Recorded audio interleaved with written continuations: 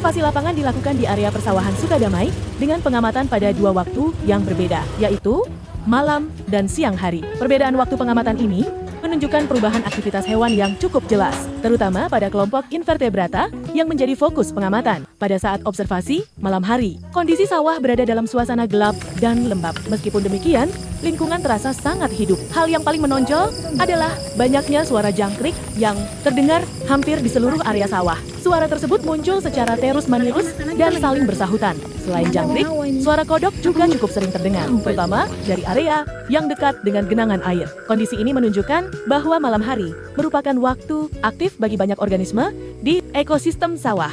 Sebagian besar hewan yang teramati pada malam hari merupakan hewan nokturnal. Hewan-hewan ini keluar pada malam hari untuk mencari makan dan beraktivitas karena kondisi lingkungan yang lebih sejuk dan lembab.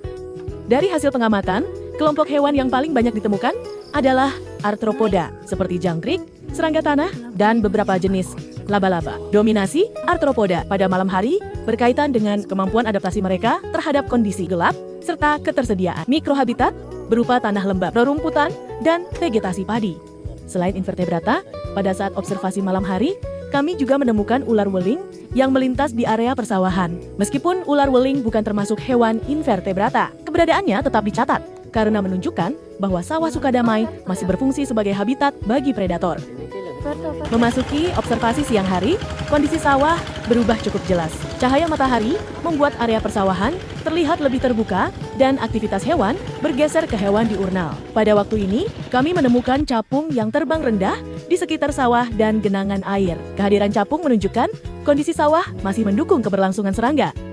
Selain capung, kupu-kupu juga banyak ditemukan berterbangan di sekitar tanaman padi dan tumbuhan liar di pematang sawah. Selain itu, kami menemukan laba-laba rahang panjang dan jangkrik yang tak sempat terlihat di malam hari. Pada siang hari, kami juga melihat burung kuntul yang berada di area persawahan sambil mengamati genangan air untuk mencari mangsa. Kehadirannya menunjukkan bahwa sawah Sukadamai masih menyediakan sumber pakan berupa hewan kecil seperti serangga dan keong. Selain itu, ditemukan banyak telur keong mas yang menempel pada batang tanaman dan pematang sawah, menandakan tingginya daya adaptasi dan kemampuan reproduksi spesies ini. Kami juga menemukan yuyu dalam kondisi sudah mati di area berlumpur, yang mengindikasikan adanya tekanan lingkungan. Di sekitar sawah, terlihat kadal yang beraktivitas sebagai predator serangga.